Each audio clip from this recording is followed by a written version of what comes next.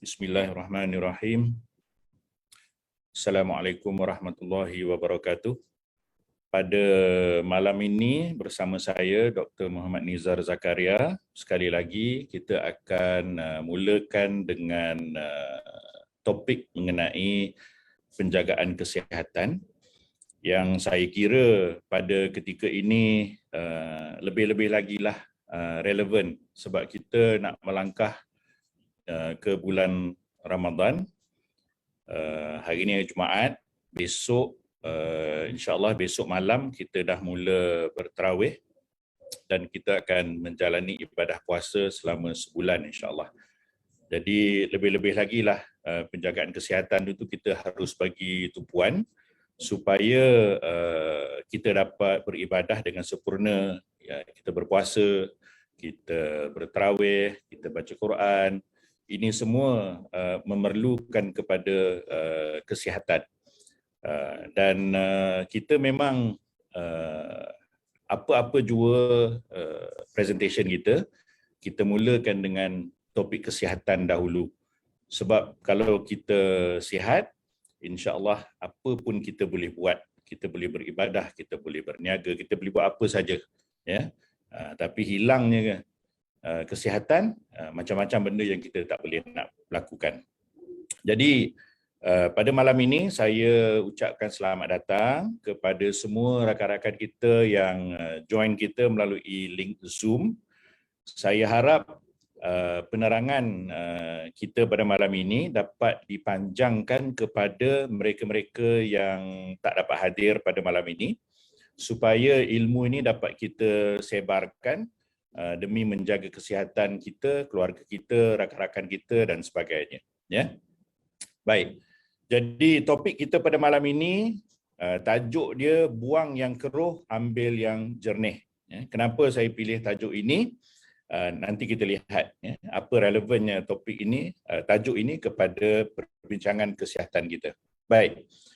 Kalau kita lihat, kita ni semenjak daripada mula kita dilahirkan dengan udara yang pertama yang kita tarik masuk dalam paru-paru kita, kita telah mula terdedah kepada pencemaran. Pencemaran udara dah masuk dalam badan kita dah berpuluh tahun. Pencemaran sumber air ya, masuk dalam badan kita, pencemaran sumber makanan ya. Macam-macam dalam makanan kita, ada pewarna tiruan, perasa tiruan, macam-macam bahan kimia ada dalam makanan kita. Ya. Kemudian yang mungkin yang terbaru adalah pencemaran radiasi. Ini daripada penggunaan gadget-gadget kita, handphone kita, amat ada risiko kepada kesihatan kita. Ya. Dan kalau kita lihat di luar sana ada macam-macam recommendation bagaimana kita kena kurangkan, kita hadkan penggunaan gadget-gadget yang mengeluarkan radiasi ini, terutama sekali kepada anak-anak kecil ya. Disyorkan ada short di luar sana yang mungkin kalau anak-anak kecil di bawah 2 tahun, kalau boleh kurangkan secara minimum penggunaan gadget, handphone dan sebagainya, tak sampai pun 1 jam satu hari. Kalau antara 2 hingga 5 tahun, kita cuba kurangkan juga, jangan sampai 2 jam satu hari. Macam-macam recommendation di luar sana. Okey, jadi bayangkan kalau pencemaran ini telah mula masuk dalam tubuh badan kita dah berpuluh-puluh tahun, semenjak dulu lagi, apakah kerosakan yang akan berlaku kepada badan kita, kepada sel-sel kita. Ya? Kerosakan ini kita dapat lihat apabila berlakunya tanda-tanda masalah kesihatan. Ya. Bila sel-sel kita mula sakit, lama-kelamaan bilangan sel yang sakit, sel yang rosak itu akan bertambah dalam satu-satu organ. Kalau dalam organ itu, buah pinggang ke, hati ke, perut ke contohnya, ya, sel-sel yang rosak, sel-sel yang sakit, makin lama makin banyak, sudah tentulah fungsi organ itu akan terganggu. Ya. Jadi kita nak mengelakkan penyakit dan sebagainya, kita kena cari jalan macam mana kita nak kawal ya, penambahan sel-sel yang sakit, yang rosak ini dan pengurangan sel-sel yang sihat. Banyak orang tanya saya apa kena mengena sel yang sihat ni dengan kesihatan. Sebenarnya setiap hari dalam tubuh badan kita ini banyak sel kita yang rosak dan mati setiap hari. Ada anggaran yang menunjukkan berpuluh bilion sel kita rosak dan mati setiap hari. Ada yang sehingga anggaran sehingga 100 bilion sel kita rosak dan mati setiap hari. Tetapi dengan izin Allah, sel-sel yang rosak dan mati ini sentiasa digantikan dengan sel-sel yang sihat. Tubuh kita ada cara nak menggantikan sel yang rosak, sel yang mati ini dengan sel-sel yang sihat, sel yang baru, sel yang berfungsi.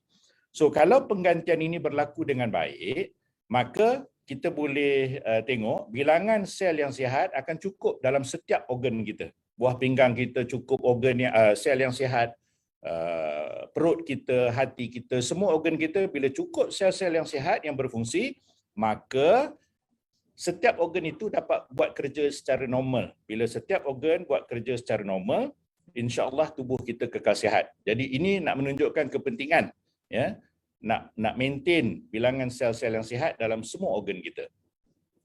Tetapi kalau sel-sel yang berpuluh bilion ini tidak digantikan setiap hari dengan baik, apa yang akan berlaku? Dua perkara akan berlaku.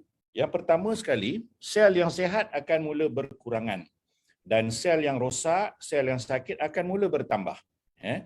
Apa akan berlaku bila sel-sel yang sihat berkurangan? Organ itu tidak dapat buat kerja dengan baik. Sebab organ itu dia dibina daripada banyak sel. Kalau sel-sel yang berfungsi, yang sihat itu makin lama makin kurang, dia tak boleh buat kerja. Jadi ini adalah salah satu penyumbang kepada masalah organ. Kena kat mana organ tu akan sakit dan kita akan menghadapi masalah penyakit kronik lah. Kalau buah pinggang tak boleh buat kerja dengan baik, ada kena penyakit buah pinggang. Kalau hati tak boleh buat kerja dengan baik, maka dia akan ada penyakit. Now, sel rosak pula, kalau bertambah banyak dan banyak, antara sel-sel rosak ini adalah sel-sel ketumbuhan ataupun sel-sel kanser. Maka boleh menyumbang kepada masalah seperti ketumbuhan, tumor dan juga kanser. Saya nak menunjukkan dengan slide ini bahawa betapa pentingnya kita bina sel-sel yang sihat dan kita buang sel-sel yang rosak. Jadi sebab itu tajuk kita pada malam ini, buang yang keruh, ambil yang jernih. So, kita hidup dalam dunia, saya kata tadi banyak sumber-sumber pencemaran, kita tak boleh nak elak.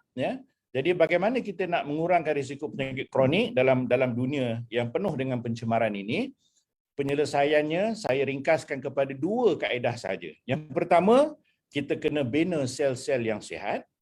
Yang kedua, kita kena buang ataupun musnahkan sel-sel yang rosak. Dua je. Jadi balik daripada dengar taklimat ini, ingat dua saja. Buang yang keruh, ambil yang jernih. Musnahkan sel-sel yang rosak dan bina sel-sel baru yang sihat. Baik. Bagaimana kita nak membina sel-sel baru yang sihat? Dalam slide ini, saya tunjukkan kajian ke atas sejenis bahan yang puncanya datangnya daripada buah Swiss apple. Kajian menunjukkan bahawa pati dalam Swiss apple ini, pertama sekali dia mampu merangsang tubuh badan kita membina sel yang baru, sel yang sihat. Dan dia juga mampu melindungi kerosakan kepada sel-sel tubuh badan kita. Jadi kita nak tahu macam mana nak bantu badan kita bina sel yang sihat, fungsinya kita boleh gunakan pati ataupun ekstrak daripada buah apple Swiss. Bagaimana kita nak kaedah nak memusnahkan ataupun membuang sel-sel yang rosak, sel yang sakit? Banyak kajian telah dijalankan.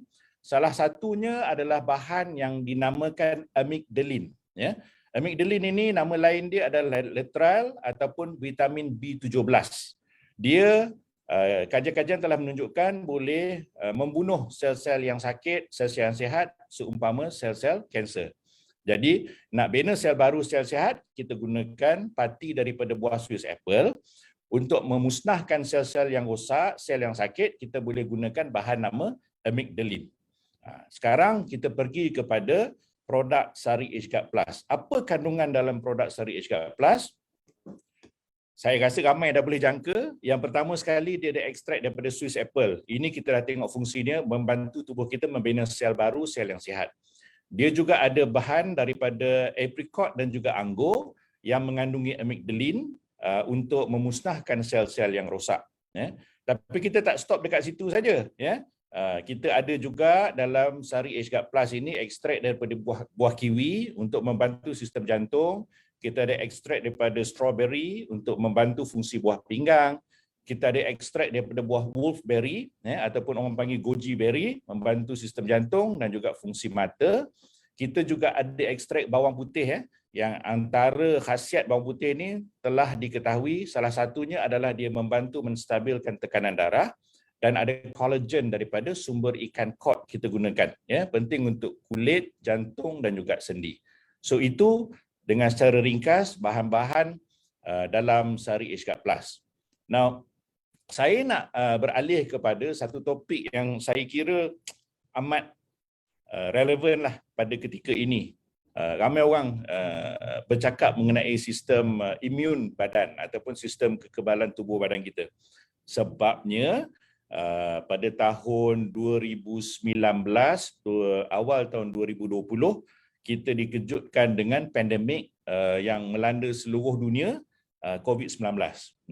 Jadi semenjak itu banyak orang cari jalan, cari produk macam mana cara nak memperkuatkan imun sistem tubuh badan kita.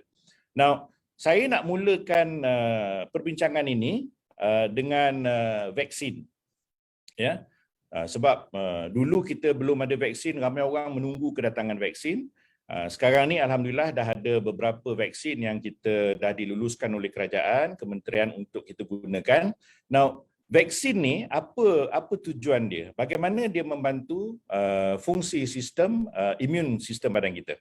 Now, vaksin dia sebenarnya dia merangsang sel darah putih dalam tubuh badan kita untuk membina antibodi. Jadi bila ada antibodi ini, dia bolehlah melawan serangan virus, kuman dan sebagainya. Yang ini kita tahu, banyak orang cerita pasal vaksin. Jadi saya nak menunjukkan bagaimana vaksin ini membantu tubuh kita menghasilkan antibodi melalui sel darah putih, dan antibodi inilah yang menjadi bala tentera untuk melawan virus yang menyerang kita. Sebab itu kita lihat pada hari ini banyak produk-produk di pasaran yang klaim dia untuk membantu sistem kekebalan tubuh, imun sistem kita. Ramai yang tak cerita pun macam mana produk dia membantu sistem imun sistem badan kita. Tapi saya nak ceritakan di sini. Kalau sekiranya banyak produk biasa di pasaran yang kita lihat hari ini, dan termasuklah macam vitamin C dan sebagainya, ia boleh membantu fungsi sel darah putih dan juga membantu fungsi antibody. Macam mana yang saya lihat, saya tunjukkan, boleh dilihat dalam slide saya ini. Dia bantu dua benda ni. Jadi dengan cara ini dia membantu untuk melawan virus dan menguatkan sistem imun badan kita. Now, ada satu masalah. Masalah dia kat mana? Masalah dia, sel darah putih ni, dia punya jangka hayat dia 2 minggu, 3 minggu saja. Lepas tu dia akan mati. Jadi, kalau sekiranya kita gunakan produk-produk yang hanya fokus kepada bantu fungsi sel darah putih, bantu fungsi antibodi, cukup 3 minggu, bila semua sel darah putih kita dah mati, tak guna. Bagi vaksin pun tak guna, bagi vitamin C dan produk-produk biasa pun tak guna. Sebab sel darah putih dah tak ada. Jadi macam mana kita nak mengatasi masalah ini? Bagaimana kita nak membina sel darah putih yang baru? Sebenarnya di sebalik tabir itu, yang ini banyak orang tak cerita dan ramai orang tak tahu. Sel apakah yang menghasilkan sel-sel darah putih yang baru yang sentiasa menggantikan sel darah putih yang mati ini? Ia adalah tidak lain tidak bukan stem sel darah kita ataupun saya panggil sel induk darah. Nah, bila ada sel induk darah dalam som-som tulang kita, ialah yang akan membantu sentiasa menghasilkan sel-sel baru, sel darah putih yang baru. Jadi, bila ini berlaku, pengeluaran antibodi boleh berterusan dan boleh sentiasa melawan ancaman virus. Tetapi sel induk darah ini, stem sel darah ini, dia bukan sahaja menghasilkan sel darah putih. Dia juga menghasilkan sel darah merah. Sel darah merah ni pun ada jangka hayat dia, 120 hari je. Lepas tu dia pun mati. So dia pun perlu digantikan dengan sel-sel yang baru. oleh sel induk darah, stem sel darah kita ni. Now, apa kepentingan sel darah merah kepada orang yang diancam masalah COVID? Kita tahu bahawa salah satu tanda-tanda COVID ini, COVID-19 adalah paras oksigen dalam darah kita boleh menjadi begitu kurang sehingga boleh mengancam nyawa pesakit. Ya. Jadi nasib baiklah sel induk darah ini, selain daripada menghasilkan sel darah putih yang baru, dia juga dapat menghasilkan sel darah merah yang baru. Kita belajar biologi kat sekolah dulu, sel darah merah ini membekalkan oksigen kepada seluruh tubuh badan kita sebab dia ada hemoglobin. Jadi bila proses bekal oksigen ini berlaku dengan baik, dia membantu mengelakkan daripada kekurangan oksigen yang kita panggil hypoxia. Biasa kita tengok video-video dalam media sosial, apa orang panggil happy hypoxia, ya, dia tak tahu pun dia ada hypoxia, ya, kadang-kadang tiba-tiba rebah dan meninggal dunia. Ini bahaya, ya. Dulu-dulu sebelum COVID-19 jarang kita dengar fenomena happy hypoxia ini. Biasanya kalau oksigen dalam darah kita ni dah kurang, kita akan termengah-mengah, ada tanda-tanda dia, ya. Tapi COVID-19 ini entah macam mana dia punya ni, kita tak tahu pun oksigen dalam darah kita ni rendah. Jadi nampak kepentingan sel induk darah. Banyak orang tak tahu pasal benda ni. Ya. So bagaimana nak membantu pembinaan, ya, sel-sel baru? Kita dah tahu bahawa parti sel Swiss Apple dapat membantu membina sel-sel baru, sel-sel yang sihat untuk tubuh badan kita. Jadi bila kita faham konsep ini, kita boleh cerita pada kawan-kawan kita, okey, kalau kata nak ambil produk untuk membantu imun sistem badan, nak ambil produk yang mana, ya, dekat mana yang kita nak dia bantu, ya. Jadi ini penting sebab ramai orang tak tahu. Jadi dengan gambar rajah slide yang simple ini, saya harap jelas kita dapat tengok betapa pentingnya untuk bantu badan kita membina sel baru, ya, bukan saja buang yang keruh, buang yang tak elok, ya, melawan virus dan sebagainya, tapi amat penting untuk membina sel yang baru, ya, ambil yang jernih, bina sel-sel yang sihat. Saya rasa buat malam ini setakat itu saja saya nak sampaikan, ya, tak nak panjang-panjang sangat. Take home message dia, buang yang keruh, ambil yang jernih. Jadi dengan cara ini mudah-mudahan mudah diingat, mudah nak pergi cerita dengan kawan-kawan apakah kepentingan untuk membantu badan kita bina sel yang baru. Jadi saya rasa setakat itu saja segmen ringkas pada malam ini. Ringkas dan padat. Kalau panjang-panjang pun, banyak sangat benda pun susah kita nak ingat. Saya dah pendekkan presentation ini, jadi dua poin yang utama saja, ya. Bina sel yang baru, sel yang sihat, dan buang, ya, sel-sel yang tidak sihat. Jadi saya buka kepada, mungkin ada soalan ke nak tanya pasal topik buang yang keruh ambil yang jernih ni, saya persilakan. Terima kasih.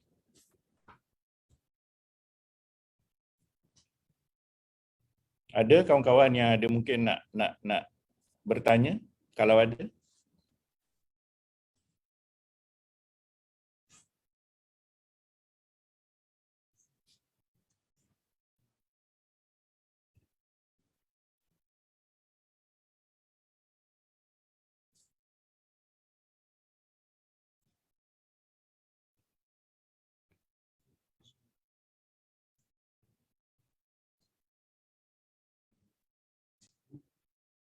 Ada berapa orang bersama kita pada malam ini? Ada 13 peserta pada malam ini, alhamdulillah. Lebih daripada 10 tu kira dah ramai lah tu.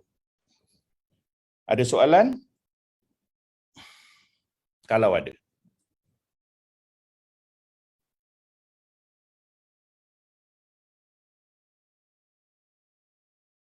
Tak ada soalan?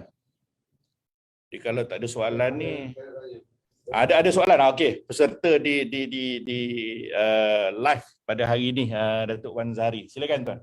Okey, saya tanya, selalunya COVID-19 ni apabila orang merasakan COVID, dia selalunya macam bilang paru-paru, pakai obat batuk, apakah kaitan dengan salita? Bagaimana salita ini boleh membantu dalam mengurangkan kesan COVID ini atau tidak? Okey. Datuk Wan Zahari tanya, boleh kata ramai daripada pesakit yang diserang oleh virus COVID-19 ini, yang antara organ yang pertama yang diserang adalah paru-paru, ya. Dan apabila paru-paru ini diserang, itulah yang menyebabkan batuk dan sebagainya, kesukaran bernafas, ya, tanda-tanda yang biasa kita lihat dengan COVID-19. Bagaimana Sari Ashguard dapat membantu untuk mengurangkan kesan serangan virus COVID-19 kepada organ paru-paru. Baik. Yang pertama sekali, bila paru-paru diserang oleh kuman, virus ataupun bakteria, dia banyak sel-sel paru-paru yang akan mula rosak.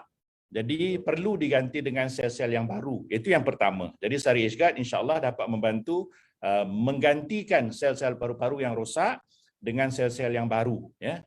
Ini dapat membantu.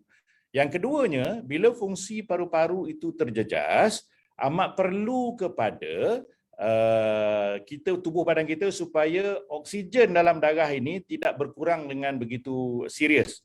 Jadi macam saya ceritakan tadi, Sari Ashguard dapat membantu dari segi membina sel-sel darah merah yang membawa oksigen ke seluruh tubuh badan, mengurangkan impak ini kepada paru-paru.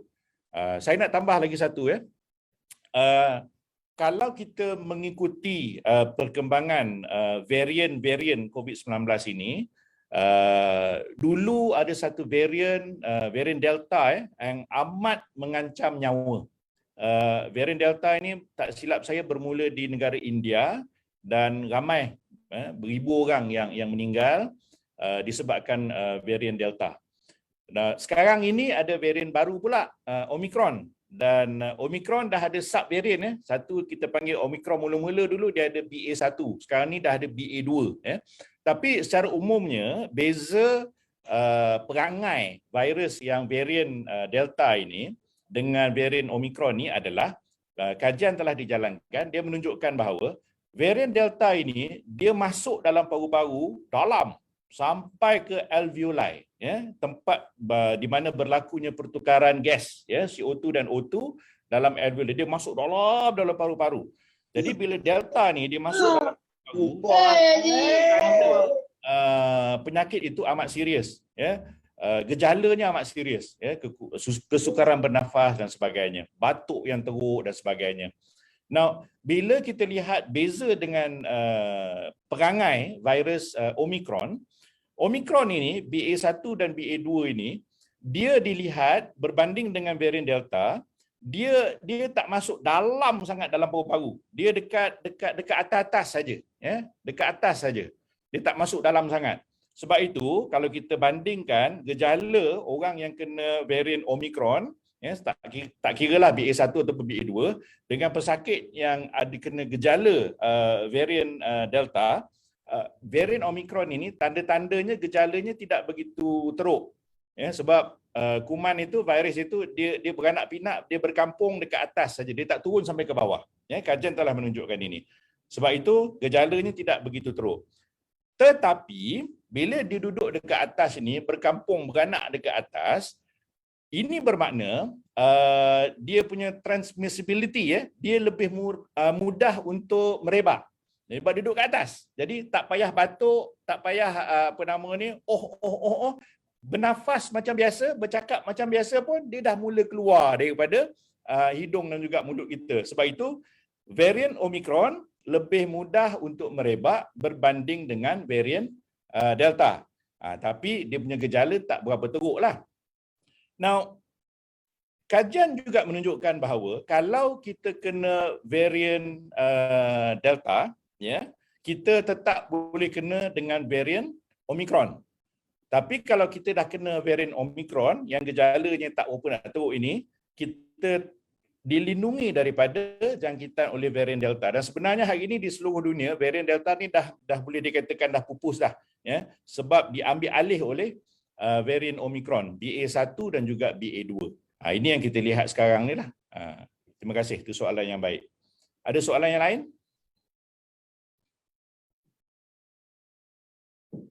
Daripada rakan-rakan? Ya, saya tengok kok ada yang hantar. Kejap, saya tengok kejap. Okey, soalan yang baik. Jadi kita kongsikan dengan kawan-kawan. Soalannya, adakah sari H-Guard ini kena ambil sebaiknya sebelum makan ataupun selepas makan? Okey. Kalau katalah kita pergi jumpa doktor di hospital, doktor bagi kita ubat itu, ubat ini, ada setengah ubat yang doktor suruh ambil sebelum makan. Ada setengah ubat doktor akan suruh ambil lepas makan. Now, kenapa setengah ubat sebelum makan, kenapa setengah ubat selepas makan? Penyerapannya berbeza. Jadi untuk ubat yang diserap dengan lebih banyak, semasa perut kita kosong, kita suruh ambil sebelum makan. Tapi ubat-ubatan yang penyerapan dia tinggi dengan makanan, kita suruh ambil lepas makan. Jadi penyerapannya berbeza.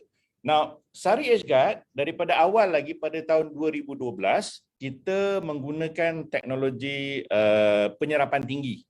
Jadi bila gunakan teknologi penyerapan tinggi ini, tak kisah boleh ambil sebelum makan pun boleh, masa perut kosong, ataupun nak ambil selepas makan pun boleh. Dia tidak mengganggu penyerapan sari H-Guard. Yang kedua yang membezakan sari H-Guard daripada banyak produk-produk lain semenjak 10 tahun lepas, kita sebelum kita launch di pasaran, kita ambil kira kesan sesuatu bahan itu. Kita nak bahan-bahan yang kita gunakan dalam sari H-Guard Plus ini, bila kita gunakan dalam produk ini, kesannya bertambah-tambah kalau digabungkan bersama. Kalau katalah bahan A ni kesan dia 5 lah contohnya. Bahan B ni kesan dia 2. Jadi kalau campur jadi 7 lah kesan dia, kekuatan dia. Contoh. Tetapi bahan yang kita pilih ini, kita gabungkan kesan dia lebih daripada 7. Boleh sampai 10. Jadi ini kita panggil gabungan yang sinergistik, yang saling menguatkan. Jadi yang pertama, kita ambil kira produk yang dia membina sel yang sihat yang baru. Yang kedua, kita nak produk yang membunuh sel-sel yang rosak, sel yang sakit. Yang ketiga, kita nak pastikan gabungan ramuan itu saling menguatkan atau bersinergistik supaya kita dapat kesan yang maksimum. Dan yang keempat, kita ambil kira juga penyerapan yang tinggi. Jadi tak rugi duit kita keluarkan untuk beli produk sari H-Guard Plus ini sebab penyerapan dia tinggi. Kenapa penting penyerapan tinggi ini? Baik. Sebelum orang tanya saya nak jawab. Now, makanan kita setiap hari ini, kalau kita fikir, kita nak tengok makanan yang bebas daripada pewarna tiruan, bebas daripada perasa tiruan dan bahan-bahan kimia, boleh kira. Boleh kata kesemua makanan kita, minuman kita pada hari ini ada pewarna tiruan, ada perasa tiruan, ada bahan pengawet dan bahan kimia lain. Jadi bayangkan setiap hari makanan yang ada racun-racun ni masuk dalam perut kita. Dalam perut kita ni banyak racun. Jadi bila kita ambil benda yang baik, masuk dalam perut, dia mula-mula masuk dalam perut, bertemu dengan kawan-kawan yang lain yang beracun ini, racun-racun ini akan mematikan khasiat-khasiat baik yang ada dalam bahan-bahan yang kita ambil. Jadi rugi. Jadi sebab itu kita buat satu formulasi yang meningkatkan penyerapan untuk bagi kita nilai tambah yang lebih baiklah. Ini kelebihan produk kita berbanding dengan produk-produk yang lain. Dan kita tahu dekat mana kita nak target sistem dalam tubuh badan kita itu. Bukan sekadar untuk recondition aja sel-sel yang sedia ada, kita fokus kepada bina sel baru, buat sel baru. Ini penting. Bila kita makin berusia, proses pembuatan sel baru ini makin lama makin kurang, makin lama makin kurang. Sebab racun duk masuk dalam badan melalui macam-macam udara, makanan, minuman dan sebagainya setiap saat, setiap hari. Jadi kita nak counter balik, nak lawan balik kesan yang negatif ini, kita bantu sel-sel kita untuk tubuh badan kita untuk membina sel yang baru.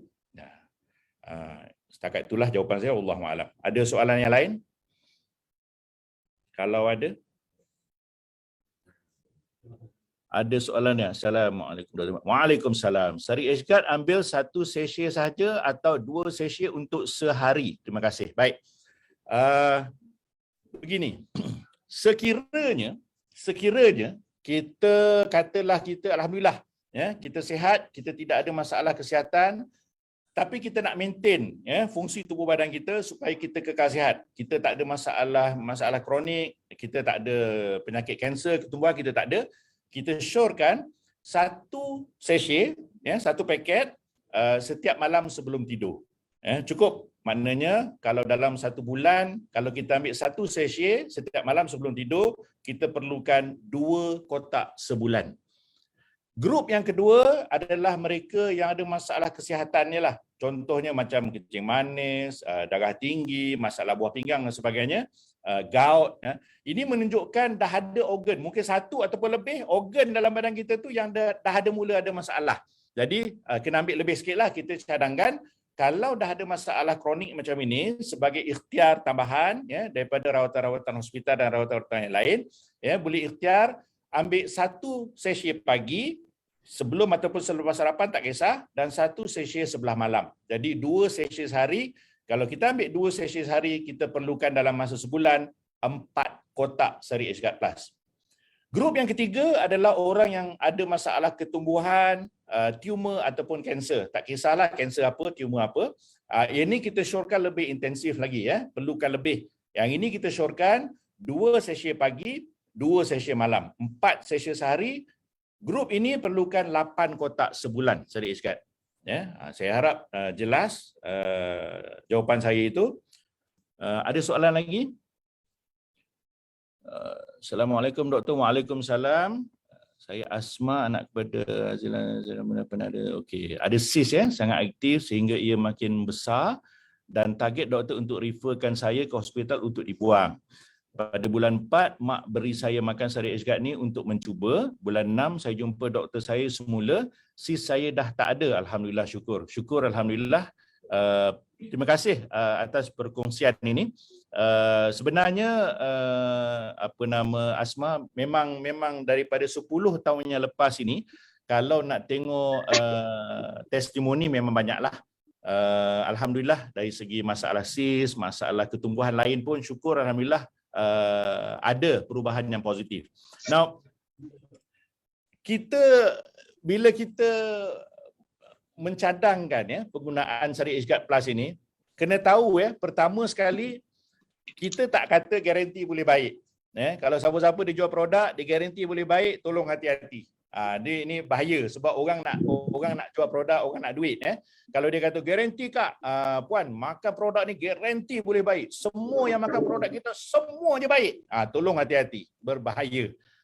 Kita tak berani nak kata garanti semua orang yang dah ambil produk kita ni semuanya pulih, ataupun kalau siapa yang ambil garanti boleh pulih, itu bukan urusan kita.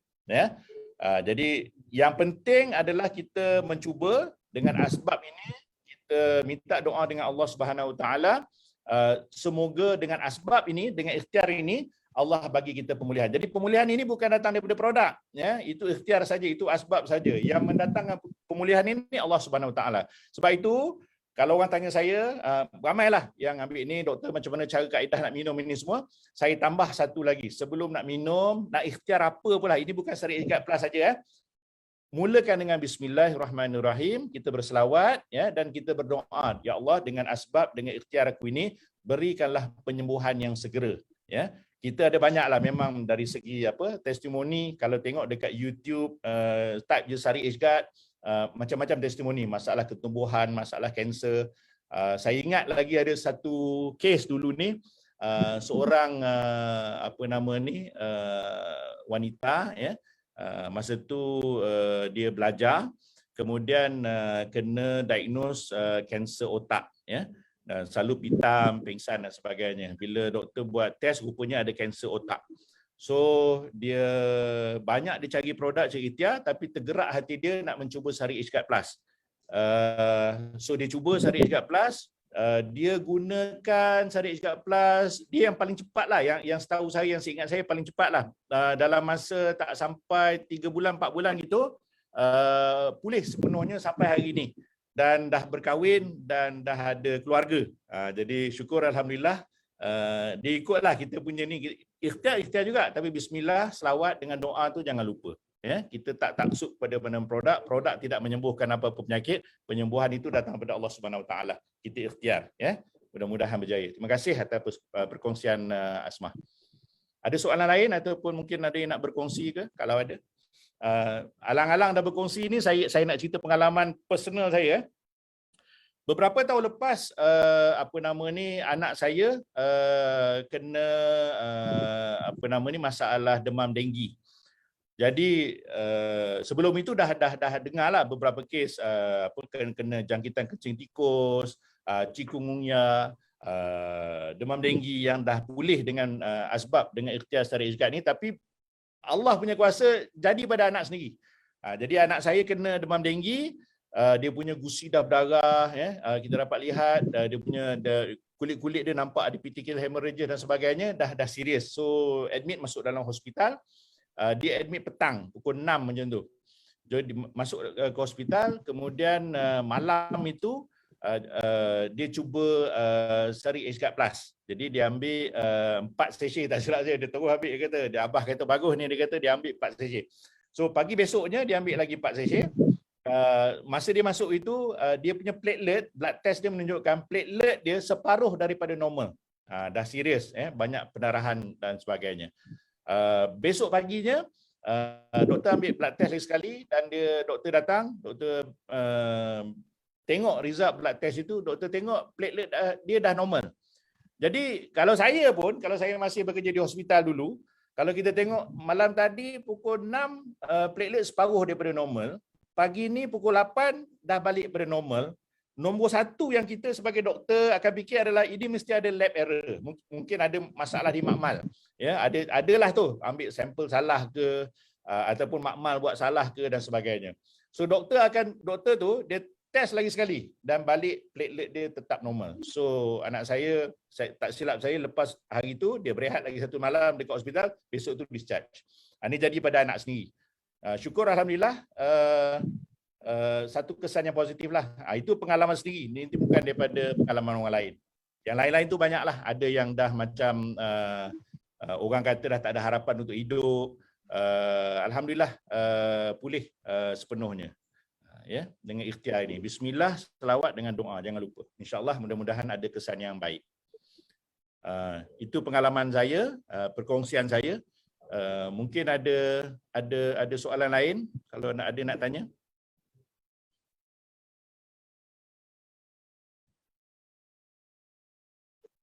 Tak ada dah. Okey, ada satu soalan lagi. Ada soalan lagi? Okey, Datuk Wan tanya lagi satu. Silakan.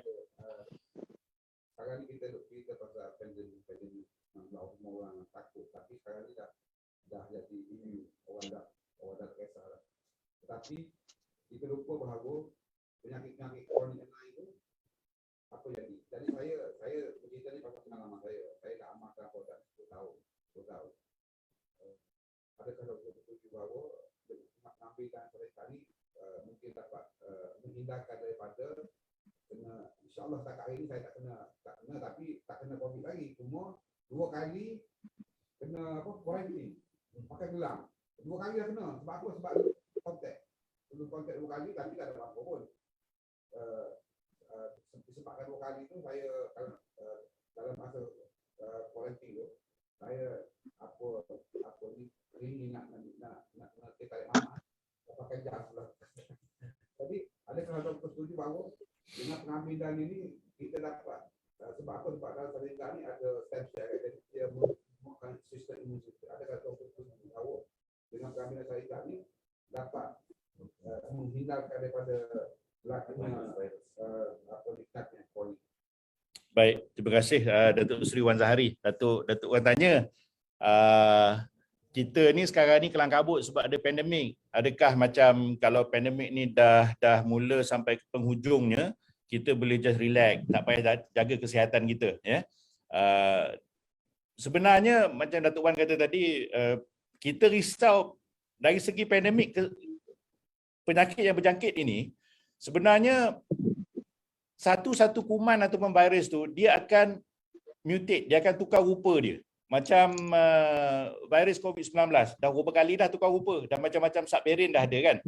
Jadi dia akan sentiasa bertukar rupa walaupun dah endemik. Saya bagi contoh, kita dah hidup dengan virus influenza. Dah banyak tahun dah berpuluh tahun hidup dengan virus influenza dalam masyarakat kita. Ini satu contoh virus yang dah endemik. Jadi bila virus tu dah endemik, dia takkan hilang. Dia akan hidup, dia akan berubah rupa, dia akan mutate dan sebagainya, rupa dia lain. Sebab itu, kalau ikutkan, kita disyorkan untuk dapat vaksin untuk influenza ni setahun sekali. Sebab tahun lepas, rupa dia lain. Tahun ni rupa dia dah lain. Kebanyakan orang alhamdulillah bila kena jangkitan virus influenza ni dia tak serius. Tetapi ada juga sebilangan yang serius sehingga boleh mengancam nyawa. Jadi saya dapat lihat, kalau kita lihat pattern yang sama, virus COVID-19 ni akan tetap beranak pinak. Dia akan berubah rupa dan sebagainya. Dan ini akan memberikan satu, orang kata apa, ancaman yang berterusan sebenarnya. So, kena jaga kesihatan. Apatah lagi dengan, ini tak cerita pasal benda-benda penyakit yang tak berjangkit ni, macam penyakit kronik, sakit apa, darah tinggi, kecil manis, gout dan sebagainya. Itu belum cerita lagi masalah jantung dan sebagainya. Masalah itu tetap ada. Jadi sebab itu yang meruncing hari ini adalah bila pesakit-pesakit COVID ini banyak masuk dalam ICU, dalam ward ni, jadi pesakit-pesakit yang dah sedia ada ini, dia tak ada ruang nak masuk dalam ICU. Ini menyebabkan keadaan ini bertambah serius. Now, adakah kita nak menunggu sampai kita sakit baru kita nak ambil sesuatu untuk menjaga tubuh badan kita? Sebenarnya kalau tanya saya, ada orang tanya saya, doktor, saya ni alhamdulillah tak ada sakit apa, saya sihat, tak ada penyakit kronik, tak ada kanser, tak ada apa. Perlu tak saya ambil produk Sari Asgard? Saya kata macam inilah. Saya doakan supaya tidak kenalah penyakit-penyakit ni. Tapi kalau tanya saya, masa yang terbaik untuk ambil apa-apa langkah pencegahan sebelum kena sakit. Pencegahan itu lebih baik daripada merawat. Jadi jangan tunggu sakit baru nak ambil. Jadi sebaik-baiknya orang yang sebelum sakit itu masa yang terbaik sebenarnya nak menjaga fungsi sel tubuh badan kita. Sebab kita kena ingat pencemaran itu sentiasa masuk dalam badan. Kalau kita boleh elak daripada kena pencemaran udara, pencemaran air, pencemaran makanan, tak kisah. Tak payah ambil apa langkah pun tak apa. Tapi pencemaran sentiasa masuk. Jadi kalau pencemaran sentiasa masuk, kerosakan sentiasa berlaku, kena ambil langkah untuk menangani masalah ini. Jangan tunggu sakit baru nak kelang kabut cari. Kalau boleh sebelum sakit. Jadi itu masa yang terbaik. Satu lagi saya nak tambah, sebenarnya saya ingat dulu ada ustaz pernah cerita pada saya, ada satu hadis daripada Nabi kita yang mafhumnya lebih kurang begini. Nabi pernah bersabda dulu, ni hadis ni diriwayatkan oleh Ad-Dalaimi. Dalam hadis ini Nabi bersabda, mafhumnya lebih kurang macam ni. Punca penyakit itu adalah datang daripada perut. Dan pencegahan itu adalah sebaik-baik pengubatan. Maknanya prevention is better than cure ni dah ada 1400 tahun dulu. Nabi dah kata, dah cerita pada kita. Pencegahan lebih baik daripada merawat. Jadi kita nak ikut, kalau kita ikut apa yang Nabi suruh kita, insya-Allah menjadi satu ibadah lah. Dan satu lagi baik untuk kita. Jadi balik kepada bahagian pertama hadis ini, Nabi bersabda, punca penyakit itu datang daripada perut. Betul. So dalam perut kita ini macam-macam masalah boleh timbul. Okey, saya nak cerita mungkin ramai orang tak tahu. Dalam perut kita ni ada banyak sel. Okey. Jangka hayat sel perut ni 2 hari je. 2 hari. Sel dalam perut kita boleh hidup 2 hari sahaja. Lepas tu dia mati. So kalau sekiranya kita tak bantu bina sel baru, sel-sel perut yang baru ni, perut akan jadi masalah. Bila perut ada masalah, Nabi bersabda, kita pun akan ada masalah di seluruh tubuh badan kita. Jadi tolong ambil perhatian, jaga perut kita ini nombor 1, sebab Nabi kata, daripada perut. Jadi kalau perut itu sihat, alhamdulillah, semua organ-organ kita insya-Allah boleh sihat. Dan prevention is better than cure. Kena ingat. Ini berkait rapat dengan topik kita pada malam ini. Ambil yang buang yang keruh, ambil yang jernih. Jadi 2 mesej ini insya-Allah dapat membantu kita. Tolong jaga kesihatan, terutama dah dekat-dekat nak puasa ini. Malam besok insya-Allah, kalau diizinkan Allah panjang umur kita dah mula bertarawih pada malam esok. Ada soalan lain? Okey, Allahu Akbar. Firman, mak menakan maksu saya ada kanser payudara. Okey. kanser payudara ini sebagaimana saya katakan, ini mak menakan ni firman ni daripada utara biasanya orang utara je mak menakan ni, tempat lain semua mak saudara. Okey, kanser payudara. Anak ni Abang Fauzi okey, kanser payudara. Sebagaimana saya katakan tadi, terpulang pada kita nak ikhtiar macam mana, nak gunakan ikhtiar hospital ataupun nak gunakan ikhtiar suplemen ataupun nak combine, nak gabung dengan kedua-duanya. Boleh, tak ada masalah. Kalau kata tak pasti yang mana satu, senang aja. Kita boleh buat solat sunat istikharah, minta dengan Allah bagi gerak hati kita mana pilihan yang terbaik untuk kita. Lepas tu kita ikut. Jadi untuk kanser payudara ini, saya syorkan kalau nak menggunakan Syariah Ijgat Plus, dan memang dah ada banyak testimoni pun alhamdulillah, kanser payudara yang stage 4 pun ada, yang pulih sepenuhnya. Saya syorkan ambil 2 paket pagi, 2 paket malam, maknanya 4 paket sehari. Kalau dah sampai ambil 4 paket sehari ni, perlukan 8 kotak Ijgat sebulan. Itu saya punya cadangan lah. Ada satu lagi soalan Asma juga, doktor, saya nak tanya, dengan pengambilan yang konsisten selain dari faktor kesihatan, Syariah Ijgat ini adakah berkesan untuk kecantikan? Contohnya untuk kulit. Wah, ini soalan power. Okey. Saya cerita tadi pasal organ-organ dalam tubuh badan kita yang berfungsi dengan baik. Okey, organ ni dia macam, kita umpamakan dia macam kilang lah. Setiap organ ni dia macam satu kilang. Buah pinggang satu organ, dia ada kerja dia sendiri. Jadi untuk buat kerja buah pinggang dengan elok, pekerja dia kena cukup nombor satu, dan yang pekerja dia kena sihat. Jadi bila cukup bilangan pekerja yang sihat, buah pinggang boleh buat kerja macam biasa, berfungsi macam normal, dan insya-Allah tidak ada masalah buah pinggang. Now, dalam banyak-banyak organ dalam tubuh badan kita ini, agak-agak organ apa yang terbesar sekali dalam tubuh badan kita? Cuba agak. Organ mana yang paling besar? Kita bila fikir pasal organ ni, kita fikir jantung, kita fikir buah pinggang, kita fikir hati, kita fikir paru-paru kan. Tapi kita tak tahu organ apa yang paling besar dalam tubuh badan kita. Kulit adalah organ yang paling besar dalam tubuh badan kita. Jadi, dah naik syekh dah saya ni.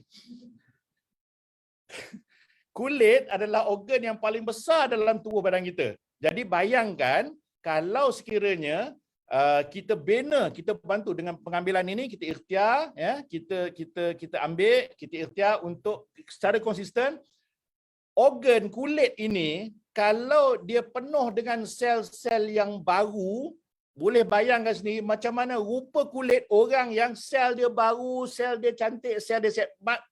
Mesti cantik je lah. Sebab itu fungsi dia. Organ ni, kulit dia banyak fungsi. Dia menjadi barrier, halangan kepada ancaman virus, kuman dan sebagainya. Tapi dia juga kalau penuh dengan sel-sel yang baru, sel-sel yang cantik, dia akan memang jadi cantik lah. Sebenarnya kita banyak testimoni sebelum ini, dia ambil Ijgat Plus ni untuk masalah kesihatan yang lain. Tapi dalam masa 2-3 minggu dia call balik, dia kata, doktor, kenapa kulit saya nampak orang kata, orang tegur kulit saya awet muda. Maknanya selain daripada membantu organ yang lain, organ yang nampak di luar ini, kulit kita ni, insya-Allah dia dapat membantu juga. Itu yang saya nak sampaikan. Dah lama saya tak bercerita berceloteh dengan panjang ini. Malam ni dah naik syekh. Jadi saya rasa kalau nak sihat dan juga cantik tu maknanya bila kulit kita cantik secara natural, maknanya kulit kita tu sihatlah. Jadi saya rasa yang penting, ada soalan lagi. Terima kasih doktor. Saya ingat ada soalan baru. Sama-sama.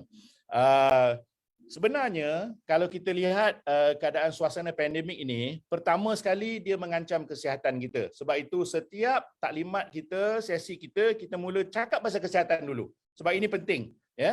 Tetapi pada masa yang sama kita lihat disebabkan pandemik ini, kita juga, masyarakat kita juga seluruh dunia terjejah daripada aspek pendapatan ataupun kewangan. Jadi alangkah baiknya kalau kita dapat satu produk yang boleh bantu kita untuk menjaga kesihatan tubuh badan kita, tapi pada masa yang sama, kita juga ada cara untuk bagaimana membantu mereka yang hilang pekerjaan, hilang sumber pendapatan dan sebagainya. Ya, mungkin boleh cerita hari ini 1 bulan 4 ramai yang dah withdraw duit daripada KWSP kan. Ada yang withdraw 10,000 penuh. Ya. Jadi tapi 10,000 kalau katalah zaman ini agak-agak berapa hari boleh bertahan. Ya. Yang Jody kata tu tolak tepilah. Tapi kalau untuk keperluan harian pun ya, berapa hari boleh tahan 10,000. Jadi kita nak satu cara bagaimana produk boleh menjaga kesihatan dan pada masa yang sama ada kaedah untuk kita menjaga ya pendapatan sumber kewangan kita untuk jangka masa yang panjang. Jadi untuk itu saya akhiri segmen saya pada malam ini. Terima kasih atas sambutan. Lain kali jemput lagi ramai orang datang dapatkan info ini. Tuan-tuan dan puan-puan yang menghadiri sesi Zoom pada malam ini, rakan-rakan sekalian, dapat ilmu ini sampaikan pada orang lain ya, sebab kita ni tak tahu berapa lama kita nak hidup di dunia ini. Bila kita dah dipanggil oleh Allah Subhanahu Wa Taala nanti ya, 3 benda je yang kita tinggalkan. Doa anak yang soleh dan solehah ya, dan kita punya sumbangan derma kita ya, dan juga ilmu yang bermanfaat yang kita share dengan masyarakat. Jadi saya sudahi dengan billahi taufiq wal hidayah. Wassalamualaikum warahmatullahi wabarakatuh. Saya serahkan kepada Datuk Musya kita untuk sesi yang seterusnya. Terima kasih.